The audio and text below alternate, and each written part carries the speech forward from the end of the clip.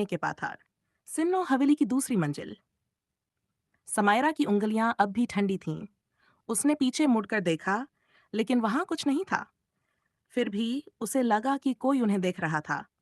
नेहा, हमें यहां से चलना चाहिए, उसने धीरे से कहा। लेकिन नेहा की आंखों में सिर्फ जिज्ञासा थी।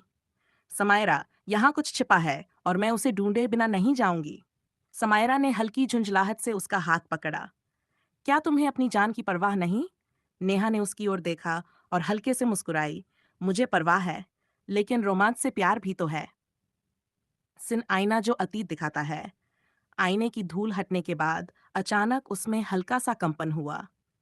नेहा ने टॉर्च की रोशनी आईने पर फेंकी और जो उन्होंने देखा उससे उनकी सांसें थम गईं। आईने में वही पुरानी हवेली थी, लेकिन कुछ अलग था। वहां लोग थे।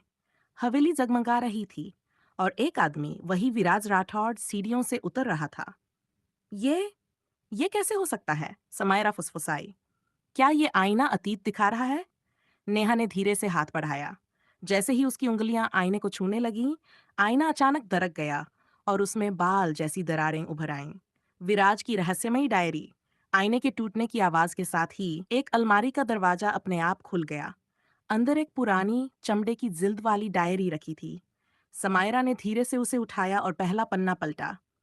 अगर कोई ये पढ़ रहा है, तो समझ लेना कि हवेली की परछाइयां अब जाग चुकी हैं। समायरा ने कांपते हाथों से डायरी बंद कर दी। नेहा, ये जगह हमें छोड़ने नहीं देगी। नेहा ने डायरी वापस खोली और पढ़ने लगी। मैं विराज राठौड़, हवेली का आखिरी मालिक और इसका सबसे बड़ा कैदी। दीवारों से आती फुसफुसाहट। जैसे ही नेहा ने अगला पन्ना पलटा, हवेली की दीवारों से हल्की फुसफुसाहटें सुनाई देने लगीं। नेहा, ये क्या था? समायरा ने डरी हुई आवाज में पूछा। नेहा ने चारों ओर देखा। दीवारों से जैसे कोई उन्हें पुकार रहा था। समायरा? नाम सुनकर दोनों एकदम सिहर गईं। यहां से निकलते हैं। समायरा ने नेहा का हाथ पकड़ लिया। नहीं, हमें पता लगाना होगा कि विराज राठौड़ के साथ क्या हुआ था। बंद कमरा और एक अजनबी दस्तक। जैसे ही वे हवेली की सबसे भीतरी गैलरी में पहुंची, सामने एक बड़ा दरवाजा था जिस पर जंग लगा हुआ था। क्या ये खुल सकता है? नेहा ने धक्का दिया, लेकिन दरवाजा टस से मस नहीं हुआ। तभी ठक ठक, दरवाजे के दूसरी तरफ से किसी ने दस्तक दी। समायरा की आंखें डर से फैल गईं। नेहा, कोई अंदर है? नेहा ने हिम्मत जुटाकर पूछा। कौन है वहां? कोई जवाब नहीं आया। फिर दरवाजे के नीचे से हल्की सी परछाई सरकती हुई बाहर निकली। एपिसोड 4 में रह आई। नेहा ने टॉर्च की रोशनी दरवाजे के नीचे से गुजरती परछाई पर डाली, लेकिन वहां कुछ भी नहीं था। समायरा की सांसें तेज हो गईं। नेहा, प्लीज, अब हमें सच में यहाँ से निकल जाना चाहिए। इतनी जल्दी हार मानने की आदत नहीं है मेरी, नेहा ने जिद से कहा और दरवाजे को धक्का देने लगी। तभी क्लिक, दरवाजा अपने आप धीरे धीरे खुल गया। अंदर एक बड़ा सा हॉल था जिसमें मध्यम रोशनी थी और दीवारों पर पुरानी पेंटिंग्स लटकी थीं। लेकिन जैसे ही वे अंदर दाखिल हुई, दरवाजा जोर से बंद हो गया। हवेली की आत्माएं। हॉल के बीचों बीच एक पुरानी लकड़ी की मेज थी जिस पर मोमबत्तियां रखी थीं। लेकिन उन मोमबत्तियों की लौ स्थिर नहीं थी, जैसे किसी ने अभी अभी उन्हें जलाया हो। ये ये किसी का कमरा लगता है, समायरा ने फुसफुसाते हुए कहा। नेहा ने चारों ओर नजर घुमाई। तभी एक खिड़की के पर्दे अपने आप हिलने लगे, जैसे किसी ने उन्हें छुआ हो। हवेली में कोई और भी है, नेहा ने धीरे से कहा। या फिर कुछ और? समायरा की आवाज कांप रही थी। सिन विराज राठौड़ की आखिरी निशानी। हॉल के एक कोने में एक पुराना वायलिन रखा था। उस पर धूल की मोटी परत जमी थी, लेकिन किसी ने हाल ही में उसकी एक तार को छुआ था। नेहा ने वायलिन उठाया और गौर से देखा। जैसे ही उसने उसे छुआ, एक ठंडी हवा पूरे कमरे में फैल गई। नेहा, इसे मत छुओ। समायरा ने घबराकर उसका हाथ पकड़ लिया, लेकिन बहुत देर हो चुकी थी। दीवारों पर लगी पेंटिंग्स जोर जोर से हिलने लगीं, जैसे कोई अंदर से बाहर आने की कोशिश कर रहा हो। आईने के अंदर की दुनिया। नेहा की नजर दीवार पर लगे एक विशाल आईने पर गई। उसमें उनकी परछाई के अलावा कुछ और भी था। एक धुंधली आकृति। नेहा, क्या तुम भी इसे देख रही हो? समायरा ने धीरे से कहा। आईने के अंदर एक आदमी खड़ा था, विराज राठौड़। लेकिन जैसे ही उन्होंने नजदीक जाने की कोशिश की, आईने की सतह पानी जैसी तरल हो गई और अचानक समायरा का हाथ उसमें समाने लगा। नेहा!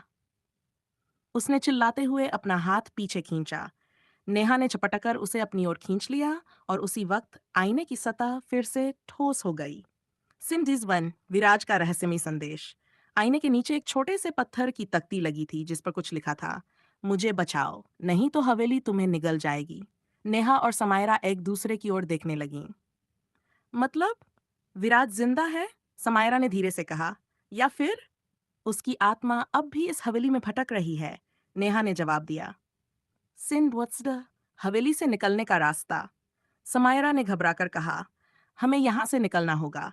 मुझे नहीं पता कि विराज कौन था, लेकिन मैं अब और नहीं रुक सकती। अगर हम निकल भी गए, तो क्या ये हवेली हमें जाने देगी? नेहा ने आईने की ओर इशारा किया, जिसमें अब भी हल्की हलचल हो रही थी। तभी अचानक हवा तेज हो गई और कमरे में रखी हर चीज जोर जोर से हिलने लगी। सिन मोमबत्तियों की बुझती लौ। मेज पर रखी मोमबत्तियां एक एक कर बुझने लगीं और कमरे में अंधेरा छा गया। समायरा ने नेहा का हाथ कसकर पकड़ लिया। अब क्या? नेहा ने अपनी जेब से फोन निकाला और टॉर्च ऑन करने की कोशिश की, लेकिन स्क्रीन पूरी तरह ब्लैक हो चुकी थी। लगता है हवेली हमें घेर चुकी है, नेहा ने फुसफुसाते हुए कहा। और तभी उनके ठीक पीछे किसी ने धीरे से फुसफुसाया, तुम यहाँ से नहीं जा सकती। समायरा के ठीक पीछे एक ठंडी हवा का झोंका आया। दोनों ने तुरंत मुड़कर देखा, लेकिन वहां कोई नहीं था। नेहा, आपने भी सुना ना? समायरा की आवाज डर से कांप रही थी। हाँ, और यही बात सबसे ज्यादा खतरनाक है, नेहा ने धीरे से कहा। उनके चारों ओर एक गहरा सन्नाटा पसर गया। हवा भी जैसे थम गई थी। हमें यहाँ से निकलना होगा। समायरा ने घबराकर नेहा का हाथ पकड़ लिया। सिनमैत आईने के दूसरी तरफ की दुनिया। नेहा ने आईने को गौर से देखा। उसमें उनकी परछाइयां हल्की हल्की हिल रही थीं, लेकिन एक तीसरी आकृति भी धीरे धीरे स्पष्ट हो रही थी। विराज राठौर। वह वही आदमी था जिसकी तस्वीरें उन्होंने हवेली के पुराने दस्तावेजों में देखी थीं। उसकी आंखें सीधे समायरा पर टिकी थीं। अचानक आईने की सतह लहराने लगी और विराज की परछाई उसमें समा गई। समायरा घबराकर पीछे हट गई। ये क्या था? शायद ये हवेली हमें कुछ दिखाना चाहती है, नेहा ने गंभीर स्वर में कहा। सिन्स दीवारों पर खून के निशान। समायरा ने दीवार की ओर इशारा किया। नेहा, वहां देखिए। दीवार पर हल्के हल्के खून के धब्बे उभरने लगे थे। जैसे जैसे वे करीब गईं, धब्बों ने मिलकर एक संदेश बना दिया। मत देखो पीछे। मतलब? समायरा ने घबराकर कहा। मतलब हमें बिल्कुल भी मुड़कर नहीं देखना चाहिए, नेहा ने धीरे से कहा, लेकिन उसकी आंखों में हल्का डर था। दरवाजे पर किसी की दस्तक। तभी हवेली के दूसरे कोने से जोर जोर से दस्तक दस्तक अचानक बंद हो गई। अब क्या करें? समायरा ने घबराकर पूछा। अब बस देखना होगा कि हवेली हमें किस दिशा में ले जाना चाहती है, नेहा ने गहरी सांस लेते हुए कहा। सिंजा की से आती रहस्यमयी रोशनी। नेहा की नजर हवेली की सबसे ऊंची खिड़की पर गई। वहां से एक हल्की नीली रोशनी आ रही थी। ये क्या है? शायद यही हमारा इशारा है, समायरा ने कहा। नेहा ने समायरा का हाथ पकड़कर सीढ़ियों की ओर इशारा किया। चलो देखते हैं। गुप्त दरवाजे की खोज। वे जैसे ही ऊपर की ओर बढ़ी, फर्श पर अचानक कंपन हुआ। नेहा, कुछ तो है यहाँ। नेहा ने टॉर्च की रोशनी जमीन पर डाली और वहां एक छोटा सा निशान दिखा। ये कोई गुप्त दरवाजा लग रहा है। समायरा ने हल्के से दरवाजे को धक्का दिया और अचानक जमीन का एक हिस्सा नीचे धंस गया, जिससे एक गहरा रास्ता खुल गया। से नीचे उतरने का फैसला। नेहा ने नीचे झांका। क्या करें? उतरें? कोई और रास्ता नहीं दिख रहा, समायरा ने गहरी सांस लेते हुए कहा। नेहा ने उसकी ओर देखा और हल्के से उसका हाथ दबाया।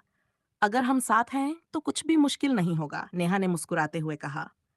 समायरा ने उसकी आंखों में देखा और धीरे से सिर हिलाया। फिर दोनों अंधेरे में डूबते हुए उस गुप्त दरवाजे के अंदर चली गई। अब